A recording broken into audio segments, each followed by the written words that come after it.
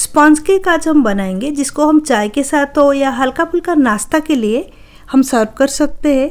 बहुत स्पंजी ये बनी हुई है और ये कॉफ़ी फ्लेवर स्पंज केक है। ना इसमें हम बटर का यूज़ किए हुए हैं, ना अंडा का यूज़ किए हुए हैं, ना कंडेंस मिल्क का। इवन हम बिना ओवन के इसको बना के तैयार किए हैं।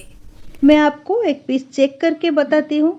इसको मैंने 2 कप मैदे में बना के तैयार किया है और इसका जो वज़न है 800 ग्राम के आसपास है। आप इसको देख सकते हो, इसकी अंदर से कैसे जाली निकला हुआ है और ये बहुत ही ज़्यादा हल्का बना हुआ है। और बस 40 मिनट में कढ़ाई में गैस की फ्लेम के ऊपर मैंने इसको रख के बेक किया है। चलिए रेसिपी शुरू करते हैं। अगर आप मेरे चैनल पे नए हैं तो प्लीज़ मेरे चैनल को सब्सक्राइब करें और राइट साइड में जो बेल आइकन है उसको क्लिक करके ऑल नोटिफिकेशन बेल का ऑन करें। फिर मैं जो भी वीडियो अपलोड करूँगी वो आप लोगों के पास नोटिफिकेशन के रूप में पहुँच जाएगा। पहले हम बेकिंग के लिए अरेंज कर लेंगे। तो ये नमक थोड़ा सा मेरे पास है, पहले से भी मैं बहुत सारे केक इसमें बना चुकी हूँ, इसलिए इसका कलर चेंज हो चुका है। एक कढ़ाई में हम नमक ले लेंगे। बिना नमक के भी आप बेक कर सकते हो, लेकिन नमक डालने से केक का टेक्सचर बहुत ज़्यादा अच्छा आता है। नमक के ऊपर एक रेगुलर स्टैंड हम रखेंगे। अभी हम कढ़ाई को कवर करेंगे। स्लो फ्लेम में इसको 10 से 15 मिनट तक प्रीहीट होने देंगे। एक कटोरी में हम आधा कप गुनगुना दूध ले लेंगे। गुनगुना दूध में हम जो कॉफ़ी है, कॉफ़ी पाउडर को मिक्स करेंगे, अच्छे से मिला के रखेंगे केक बैटर में डालने के लिए।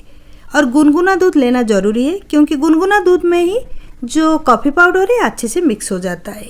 तो इसमें हम डालेंगे 2 टेबलस्पून कॉफ़ी पाउडर। आप कोई भी फ्लेवर वाला कॉफ़ी पाउडर ले सकते हो, नहीं तो रेगुलर कॉफ़ी पाउडर भी यूज़ कर सकते हो।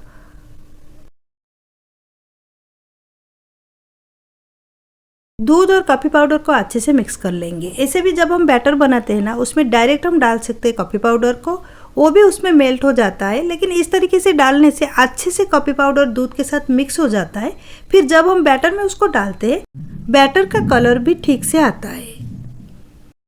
एक बाउल में हम 2 टेबलस्पून दही ले लेंगे। ये जो दही है फ्रेश दही है। 3/4 कप ये शुगर पाउडर मिक्स करेंगे दही के साथ। आधा कप मैंने ले लिया है और उससे थोड़ा ज़्यादा, मतलब 2-3 टेबलस्पून ले लिया है। आधा कप ले लेंगे रिफाइंड ऑयल। पहले हम ये तीनों चीज़ को अच्छे से मिक्स कर लेंगे।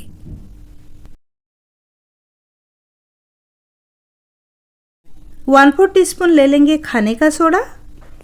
उसके साथ कॉफ़ी वाला मिक्स को जो अभी हमने मिला के बाजू में रखे थे उसको डाल देंगे। सारी चीज को एक बार फेंट लेंगे।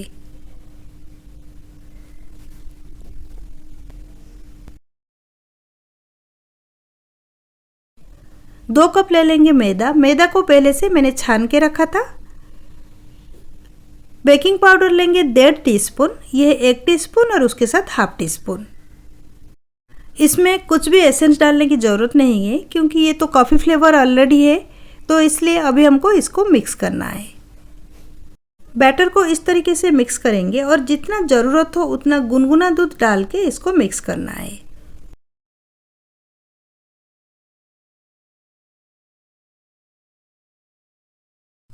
और थोड़ा सा दूध डाल देंगे।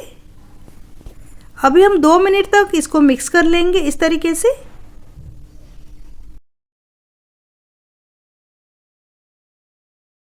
दो 2.5 मिनट तक केक बैटर को बीट कर लेंगे। अभी केक बैटर हमारा तैयार हो चुका है, आप देख सकते हो। 2 कप मैदे के लिए मैं 8 इंच वाला राउंड शेप बेकिंग पैन ले रही हूँ। उसमें एक बटर पेपर पीस को डालेंगे। अभी हम ये जो टीन को ग्रीस कर लेंगे। थोड़ा सा ब्रश में रिफाइंड ऑयल लेके बटर पेपर के ऊपर और साइड में भी टीन का अच्छे से ग्रीस करना है, ताकि जब बेक होगा केक वो आसानी से टीन के अंदर से निकल के आ जाए और इसमें ना चिपके। बैटर को बेकिंग वाला टीन में डालेंगे।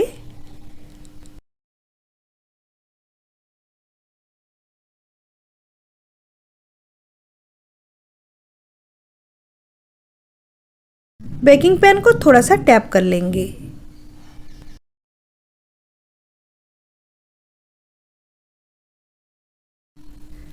कढ़ाई अभी प्रीहीट हो चुका है, तो उसका कवर को निकाल देंगे और स्टैंड के ऊपर हम बेकिंग वाला पैन को रखेंगे।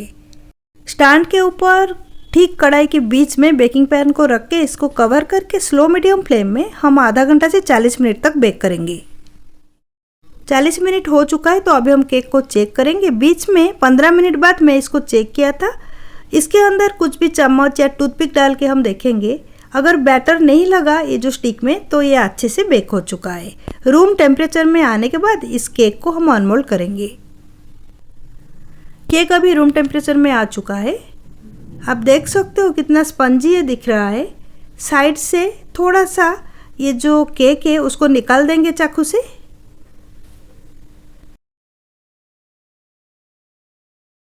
पैन को अभी उल्टा करके हाथों में केक को ले लेंगे। साइड में जो बटर पेपर हमने डाले हैं उसको निकाल देंगे। आप देख सकते हो बटर पेपर कितने अच्छे से निकल गया है और ये जो केक है बहुत स्पंजी बनी हुई है।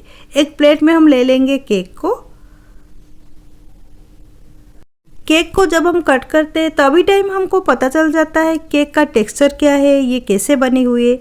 आसानी से अगर चाकू उसके अंदर आराम से चला जाता है तो पता चलता है ये बहुत ही ज़्यादा हल्का और स्पंजी बनी हुई है। क्योंकि केक अगर हमारा थोड़ा सा भी स्ट्रांग होता है तो आसानी से कटता नहीं है। मैं आपको एक पीस निकाल के चेक करके दिखाती हूँ। आप देख सकते हो इसका टेक्सचर कैसा है, रेडीमेड केक जैसा दिख रहा है और बहुत हल्का बनी हुई है। देख सकते हो आप कितना स्पंजी है ये रेसिपी आप भी एक बार घर में ज़रूर ट्राई करें, बहुत अच्छा बनता है। प्रॉपर इंग्रेडिएंट्स के साथ इसको बनाइए और देखिए बिल्कुल रेडीमेड जैसा आपका केक भी बन के तैयार होगा। इस तरीके की बहुत सारे रेसिपीज़ के लिए मेरे चैनल को सब्सक्राइब करें और राइट साइड में जो बेल आइकन है उसको क्लिक करके ऑल नोटिफिकेशन बेल को ऑन करें। ऑल नोटिफिकेशन बेल को ऑन करने से मैं जो भी वीडियो अपलोड करूँगी वो आप लोगों के पास नोटिफिकेशन के रूप में पहुँच जाएगा।